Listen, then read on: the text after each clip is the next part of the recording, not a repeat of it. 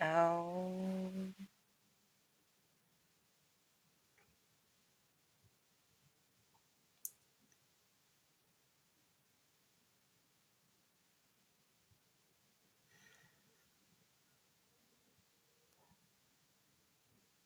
Our Don't know why. music seemed to have not worked. It was on mute, and I don't really understand why. Oh well. Oh, well, I'll It fix that in happens. post-production. Again, it's Love never it. it's never easy. It's never Never, ever perfect. easy. Nope, that's all right. So, good Well, good morning, morning. everyone. Welcome back to the Dark Roast. We did take last week off, but here we are again. So, any rate, today's big conversation is going to be about analytics. This is Yes, Rose's favorite topic.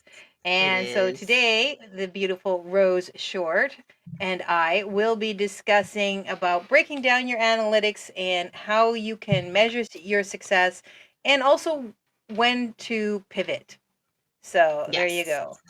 Yeah, we've talked about pivoting before, and it's so crucial because so often, uh, especially when we start building a business that we're really passionate about, we can get really lost in the emotion of it versus the data of it. And so it's super important that we understand how to make data driven decisions, not emotionally driven decisions. Yeah, because I mean, we're emotional creatures, right? And Speak for we get yourself. excited about something or we think it's awesome, but then, it doesn't really go that way, or we're passionate about how something's working, but the data is showing us that it's not the case. And oh, I have been removed. I see that. For crying out loud. They just canceled me. They said there was like, I'm like, what the heck? I just got a notice saying, I'm doing, what do you call it? Um, Nudity or something. What the heck? I don't know. So let me go out and let me try to reconnect this. Okay. Okay? Alrighty. I will be right back. Sounds good. Okay, so let me just get out of the studio.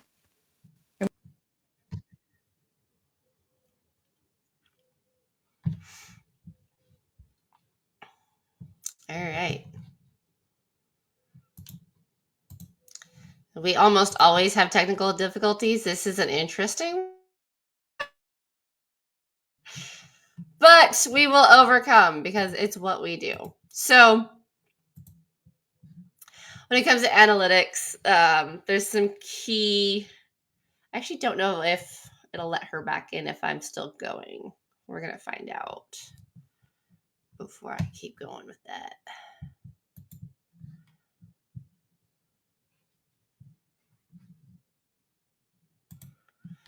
I find it funny that apparently Meta is backing up on their censorship and whatnot, but at the same time, I've seen more people getting community standard violations.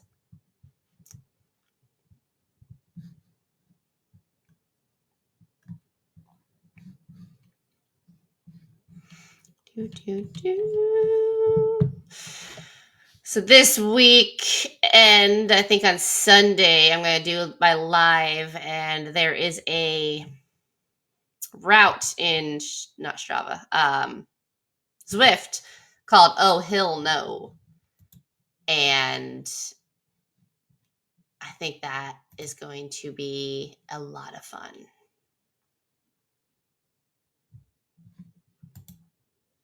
So I will live stream that, assuming that it doesn't interrupt my training plan. I don't know how many workouts week 4 has planned for me within the FTP builder. So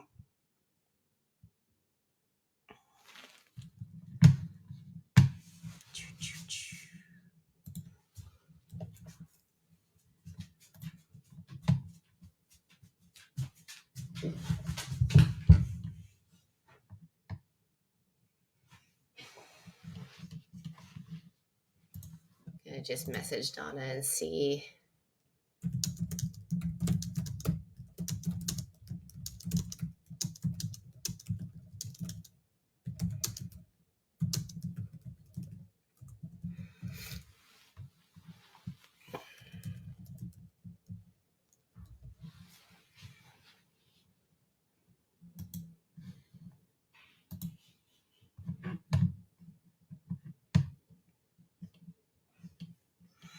I just don't want to get too far into all the information and then end up just restarting anyway. So,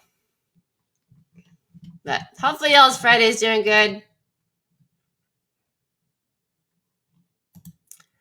I don't. Oh, there it is.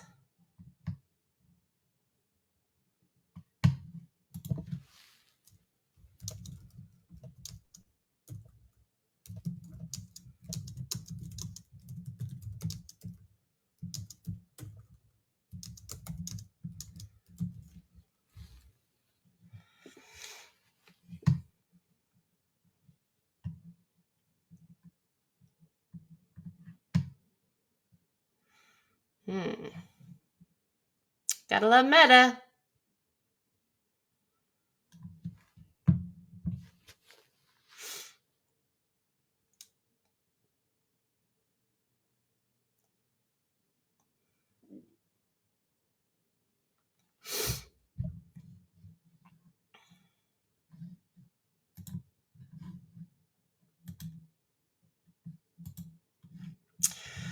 Okay, well, I'm gonna go ahead. Oh, here we go. Donna's back. On mine because for whatever reason it thinks there's nudity here somewhere, or that we were talking about nudity, which I don't really understand. Nudity or sexual activity? I promise that's not what we're talking about. We're talking about affiliate analytics. Yes, and it hasn't given me a strike, so weird, but okay.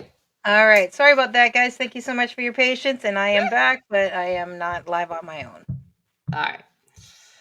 Well, I was kind of just talking to the void and waiting for you because I didn't want to go too far down the rabbit hole if you weren't able to get back in. So, what we are going to talk about is how to interpret your data, how to know when it's time to switch, and of course, just key things to track in general. So, when it comes Right. to affiliate and digital marketing, it's way more than just throwing spaghetti at the wall and hoping it sticks, right? Like so many times you see people just sign up for all kinds of affiliate programs and they're just putting their links everywhere. And it's just chaos and it's messy and it's off-putting. So what affiliate and digital marketing is actually about is strategic content, sharing true experiences, and then tracking, tweaking, and growing that way. So not guessing, using data.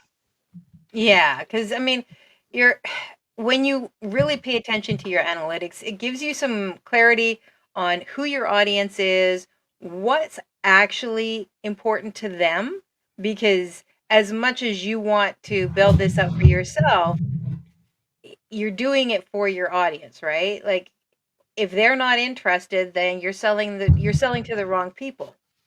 Right? So do you need to change Exactly. your audience? Do you need to change your tactics? Do you need to change what you're selling? Like, that's where your analytics are going to help you.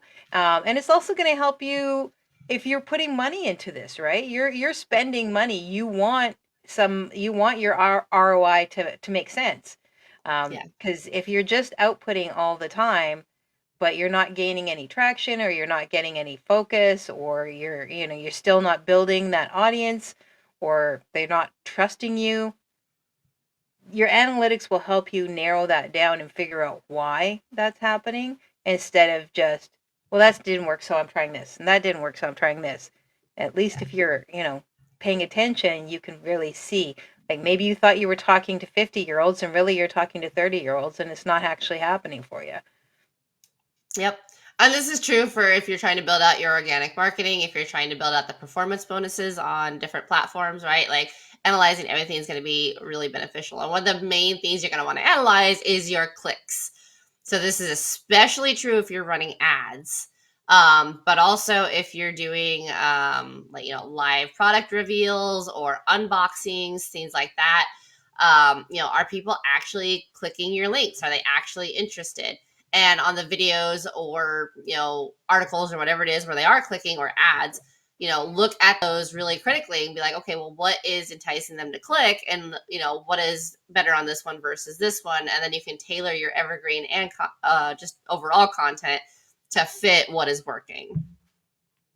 Well, yeah, because your hooks are not going to be necessarily your hooks are what's pulling them in, but to get them to click that link, right? So you might have the exact same content, but you're just changing one little thing. And that's Mm-hmm. part of the analytics and doing the testing is you're not changing everything because then how do you know, right? Yep. And I mean, clicks are awesome, but then you also have to look at your conversion rate, right? Yep. So maybe they're clicking it, but then it dies. Right. And so now your next thing is why is it dying? Now, do I need to make some changes to my sales page or my download page or, that sort of stuff? Is my audience not the right audience for this product? They're curious enough to click it, but they're not curious enough to buy it. Maybe there's some issues there, right? So Mm-hmm. you want to make sure that you're not just tracking clicks, you're also you're not just doing your vanity metrics, but you're also doing your conversion metrics and following through on that and seeing how that process goes. And like you use something where it actually shows you if they're going to your funnel or your website where Yeah, they're yep, it, yeah. And like how long they're on it. So Clarity is what I use. It's a free Microsoft extension, and it will show you how far down the page they're scrolling. Are there rage clicks? Are there dead clicks? Which I will say, dead clicks sometimes like it'll show that, but usually what it is it's people scrolling on mobile and it's counting it as a click. right. So that metric's a little skewed. But yeah, it'll show you like, maybe like your big old reveal stories at the bottom of your page and people are only going halfway down and then getting off. So like maybe look at the information that's at the top and be like, well, can I rearrange this to like really get, my story there, which is what will maybe help people convert. And all of these things add up to equaling your earnings per click, which is really, really important, right? So clicks is important. Are they getting to your page? Conversions important because like, are they interested enough to buy? Your earnings per click is what's really going to tell you, is the money I'm putting into this, if you are spending money on like ads and things like that, coming back, and is it worth it? Because again, clicks by themselves, great, but don't really do a lot of good. But the earnings per click is the really important part. So if you're paying someone or a service 10 cents per click and you're making 30 cents per click, that's perfect. But Right. if you're paying 10 cents per click and you're making, 0.003 per click, probably time to do something different. Yeah, and it can be difficult doing that on your own, but at the same time, um, depending on where you want to put your money, right? Mm-hmm. Do you want to learn how to do that? Do you want to at least understand it? Right? Maybe do a little research before you put money into buying somebody else to do it for you. Those kinds of things. And then the next thing you want to know is your traffic sources, right? So you're getting all these clicks, but where are they coming from? Are they coming from people in an area that aren't going to buy what you have? Are they coming from a demographic that's just not your people? Like maybe they're just clicking, right? And that's the thing you got to watch out with solo ads and stuff like that, where people are basically buying the clicks, right? So Mm-hmm. yeah, you're getting all these clicks, but nothing's going to happen with it if it's the wrong traffic for you. If they're not coming from the right location or they're not coming from the right demographic or culturally it doesn't make sense for them to be in your sphere, right? Then Yeah. that traffic matters. Yeah. And also knowing where they're and when it is actually clicking, where are they coming from? Is it Facebook? Is it YouTube? Is it Instagram? Is it your blogs? Is it your website? You need to know that as well because that's where you're going to want to start directing more focus. If this area is doing better than that area, why would you spend more money over here when this is the area that's doing better? Doesn't mean that you can't build out that, but maybe the bulk of your ad spend or your energy spend is going to the area where you're getting the best conversions. right? Yeah, if you think your main traffic's coming from Facebook and it's actually YouTube, then, putting the links all over your Facebook's not going to do any good. You need to be putting them, doing more videos on your YouTube and putting the links there. That's right. And then you can just repurpose and shunt them over to your Facebook. So it's not like you're forgetting about Facebook if that's a preferred platform, but it's a way to really know where your traction is actually coming from. Yep. And then your bounce rates, or what Clarity would call it with your website, your quickbacks, where people go and instantly like leave, is super important too, right? Because maybe you have a pop up on your website that's popping up too fast and it's putting people off. Maybe it's taking too long to load. Everyone wants to have the super like MySpacey, very, very complicated backgrounds. If those take more than 1.2 seconds to load, most people are going back. We are not patient people anymore. Nope. And that is one of the main things about analytics is you do need to have a little bit of patience, because you're going to tweak something and let it sit for 3 to 4 days. And then you're going to tweak something else and let it sit for 3 to 4 days. So all this takes patience. And then your bounce rate as well. Like, are they giving you false information, right? Are they giving you bad email addresses? Are they, what's happening there?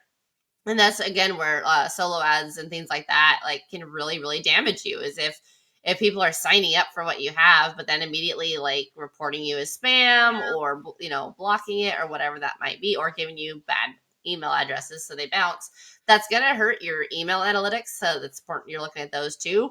Your open rates, your bounces, make sure you're deleting people that bounce. Go High Level has an email authentication, so it makes sure that the email that was put in is real, and if it's not real, it'll just auto delete it for you, which is pretty awesome. But things like that are going to be super, super important. Or again, dead links, right? Like maybe one of your buttons isn't working. And so when they push it to sign up, it just goes to error 404 page. Like all these things are things you need to know. Yeah, and so yeah, because you're putting all this work into there, right? You're putting all this energy, you're putting all this work, and even if you're doing it, even if you're not buying solo ads, or you're not ready to use the Facebook ads or Meta ads or Google ads or whatever, you're not ready to invest in that area. You're still putting a lot of time and energy, which is also expensive. I mean, as I always say, don't forget that your time has value, right? So if you're going to invest all that time and all that energy, it behooves you to make sure that you're also paying attention to the back end and how that's Mm-hmm. going for everything, because every little step along the way is going to have an effect. It's going to have an effect on your clicks, it's going to have an effect on your conversion rates, it's going to have an effect on your bounce rates and all of those things. And if you're speaking to the void, which we have on occasion, Yep. but like if you're really trying to sell, it's important that you're paying attention to those kinds of things. And then the lifetime value is another thing that we want to look at.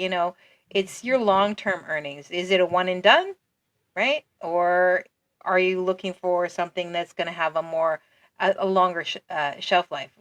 And this can play into having a subscription, but it also can play into if you just promote crap and you just promote anything, you're going to have a lot of one-offs, and then people will never come back because you've lied to them, or you've or you're, they can't trust you. So, building that trust is a big part of your metrics, right? And, so that you can have a repeat customer, even if they're buying different things from you. You want to try and maintain that longevity in a way that you can. So whether it's a subscription or a repeat customer for other things, Yeah. right? Yep. And that's the power of having multiple products that are within the same area, right? So Yeah. so how do you interpret it? Well, obviously, like anything else, look for patterns, right? Humans are pattern driven people, and you can see patterns in your content a lot. So, if you're posting at the same times, you're likely to see a pattern of which one does better, and then you can adjust accordingly. Again, looking at the pattern of high click rate but low conversion, like, okay, well, look at your call to action, look at your landing page, look at your ad copy. This is a huge one that people miss. Like the ad copy might be really good and it might get people to book a call or whatever it is, But if your ad copy doesn't match what your actual offer is, no one's going to buy because it's going to be the wrong demographic, which is exactly what we talked about. And we've seen that happen in real life plenty of times. Yeah. You know, is it steady on one platform but doesn't do well on another is another huge one, right? Like, again, if you're putting all of your energy into Facebook Reels, but your TikTok Reels are the ones that are skyrocketing views, put more energy into that, or at least make sure you're repurposing, because that's going to help out a lot. And then does traffic start to decline, right? Like, every ad has a peak. Yeah. So, or every video even, right? So, like, if you're getting really, really good traffic and you're pushing it, pushing it, pushing it, and then all of a sudden the traffic just starts to die, well, either your SEO is done or that message is exhausted. So, tweak the message a little bit and do a new one. But all of these things, recognizing those patterns, especially the longer you get into it, as soon as you start to see the decline, you already know what you need to do. And then you can keep a more steady pace instead of having your views do like this number, Yeah. and like that. We see that on YouTube a lot too. Yeah. And I mean, it all sounds a bit, stressful or whatever, but really, it doesn't have to be. I mean, you start with your basics, like you say. You start with your clicks.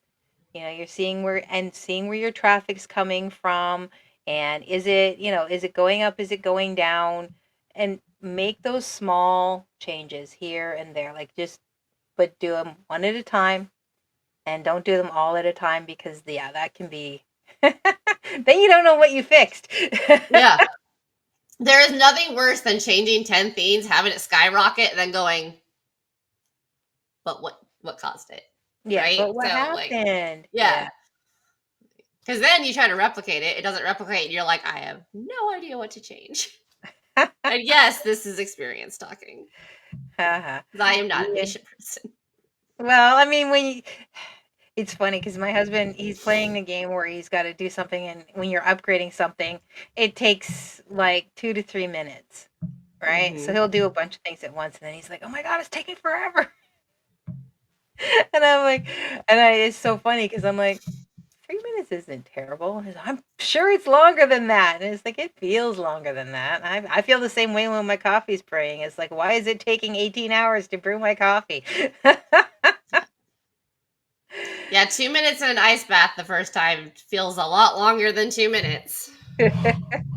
So there are some signs when it's time to pivot, right? So you're doing the things and whatnot, and your analytics are going to give you some information on when it's time to pivot. So either things have sort of reached a point and then they're stagnant, or things start going backwards, right? You start losing revenue, you start losing traffic, you stop, even though you're still giving it your all, things start sliding backwards. Another red flag would be like you've got lots of traffic but no engagement. So you've gotten, your vanity metrics says you have, you know, 2, 3, 4,000 views, but zero engagement, right? Like they're looking at it, but they're not doing anything with it. That's a big one. And ad fatigue, like you said, if audiences stop responding to particular offers, or they seeing too much of the same offers, so they're skipping it, right? They can Mm-hmm. actually, on Facebook, you can straight up say this is repetitive. I don't want to see it anymore. Or like I said earlier, poor performance on on your niche or your product. Maybe it's time to pivot. Maybe there's a reason for that. Maybe it's the wrong product or the wrong audience or whatever, or it's just not good enough, right? It's just not something they want. So Yeah. Yeah, ad fatigue is definitely a funny one because I remember seeing there was a particular affiliate course that's main adverts were like, you've been lied to, and like, you don't need to go to college. And a lot of people were making those same kind of reels, right, to promote the course, like, you've been lied to. And there was one, I don't remember if it was a response or a stitch or what I saw, but the guy was like, I'm really tired of being told that I was lied to. Like, this is getting really old. And I was like, I mean, that's fair, right? If everybody's saying the same thing, then it's no longer a hook. It's just cliche. And so if you're yeah, promoting a program that other people are promoting, like, don't use the same verbiage they are.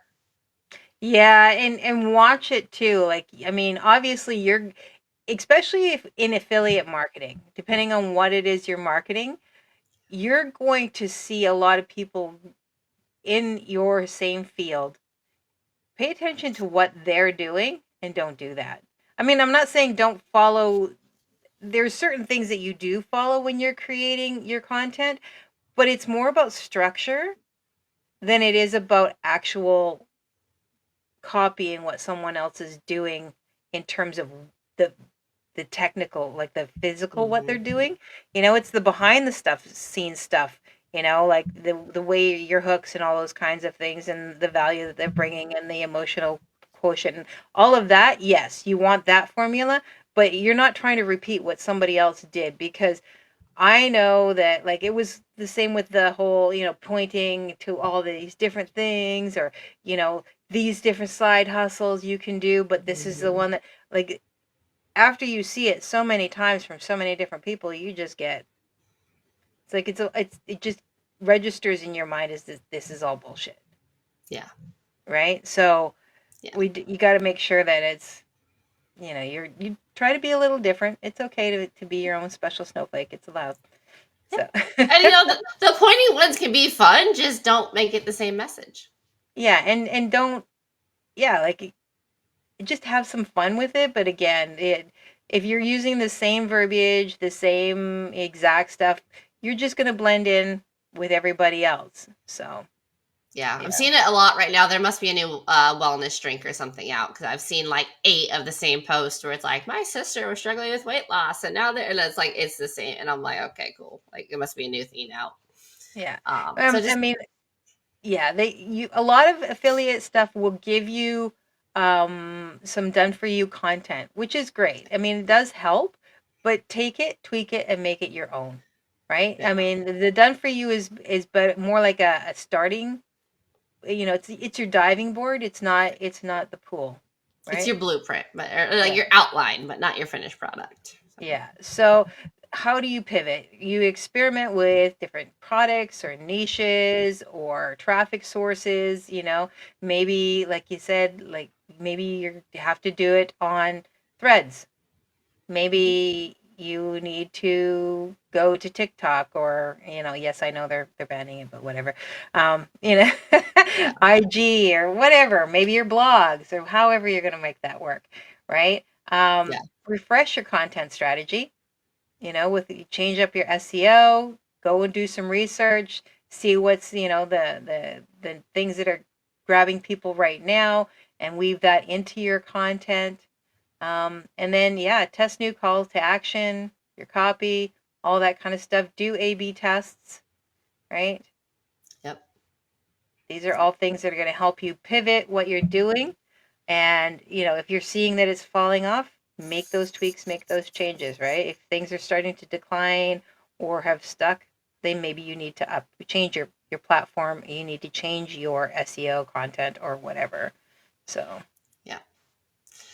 And then, so what are the tools for this, right? Well, Google Analytics, I have a love hate relationship with because Google Tag Manager has not been my friend.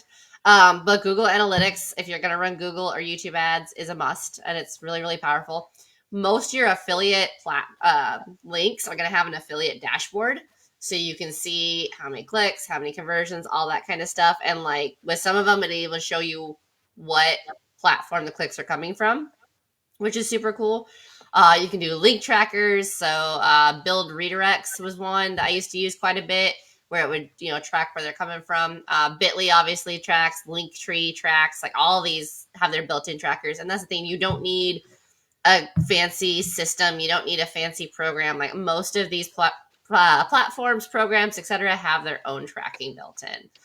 yeah, and if you're Um, using a repurposer or a rescheduler, most of those will also have their own trackers and analytics, so you can see it all in one place if that's what you're going to be using. So yeah, you don't have to yeah, be like bouncing everywhere.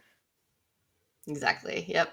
And then, check it routinely. So weekly reviews as you're starting is great. Once you have a ingredient list or a recipe that works, you can kind of back off a little bit from weekly and then start looking at kind of monthly and see, deep dive into like monthly trends and things like that. But when you're just starting, you definitely want to look at it weekly, I would say you don't want to look at it every day if it's like an ad theme, because you can get really obsessive with it. Yeah. And that's true of social media platforms as well, but I think with social media it's a little bit easier to look and be like, oh, okay, well, this video did good. I posted it this time. This video kind of didn't. I posted it this time.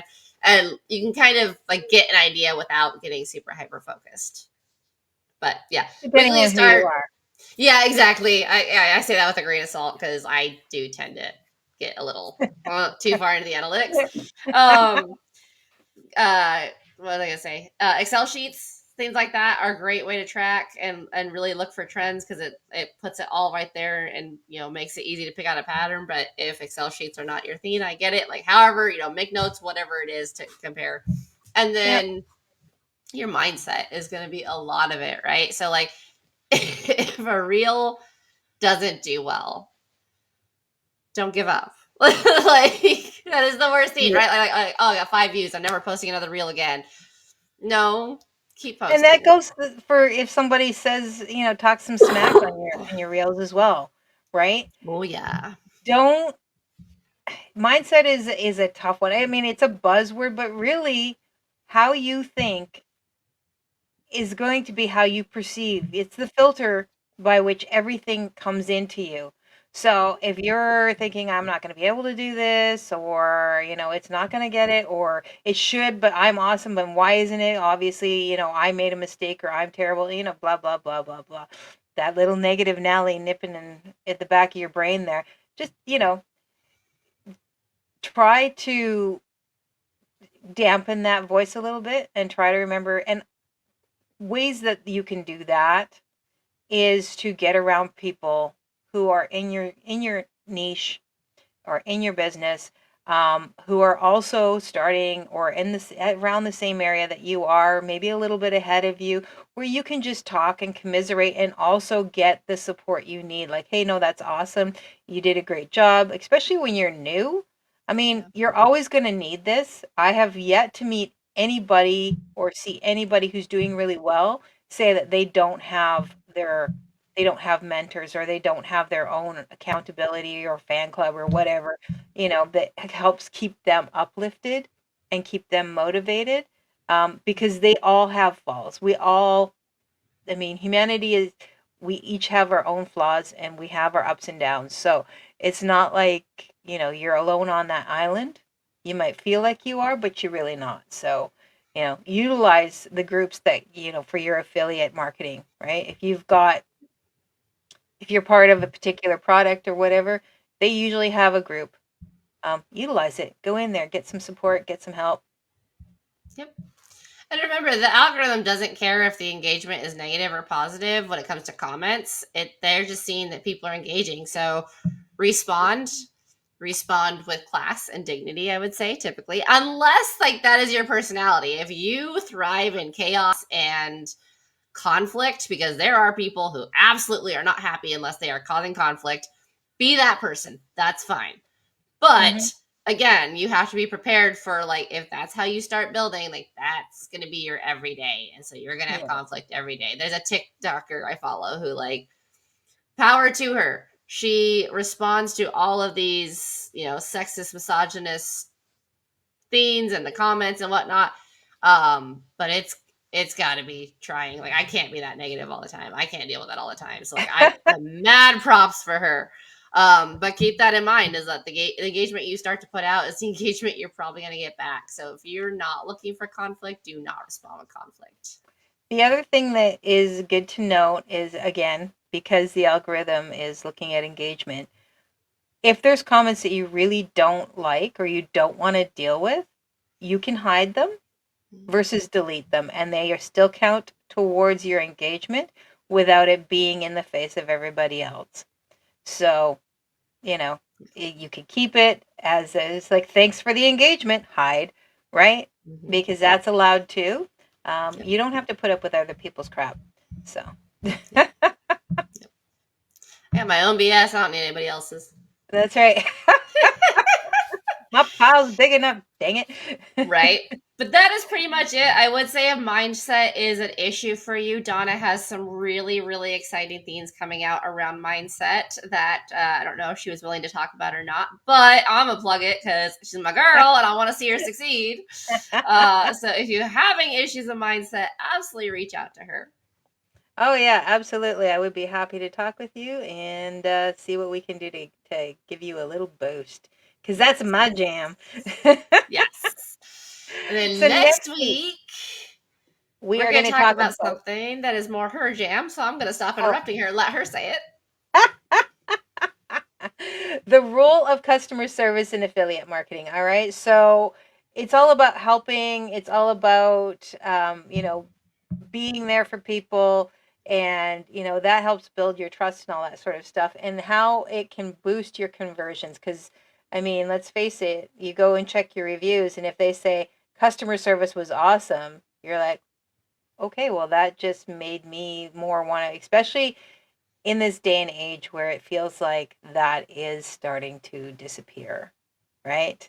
I feel like it's starting to make a comeback though, because we went one way, and I think we're starting to come back the other way, because yeah, people I are think tired of it. customers have a lot of responsibility to take for customer service failing, but Oh that's yeah, just my opinion. absolutely. But I mean, we used to have a really good customer service. Then we went to not bad. Then we went to almost non-existent. So that when people do, by the time they do get to a customer service person, they're irate. And then we also have the entitled section of people who feel like they can treat other people like crap. And you don't have to do that. So we're going to talk about not only how your customer service is really beneficial to your customers, but also the fact that you don't have to take crap, No. right? So, at any rate, we're gonna go to. We're just gonna. Oh, think. Oh, oh, Oh, it's what? muted. Oh, it's doing it. Stop. All right. Well, we're just gonna remove that then, because I don't know why it's being muted. That's stupid. Um. Oh, Lordy. That's all right. It's more for YouTube anyway. Oh, you know what? There we go. Ha ha ha. I figured it out. So I'm going to post it because I made it, damn it. Let's do it. Let's do it. Go for it. Super helpful in growing this channel.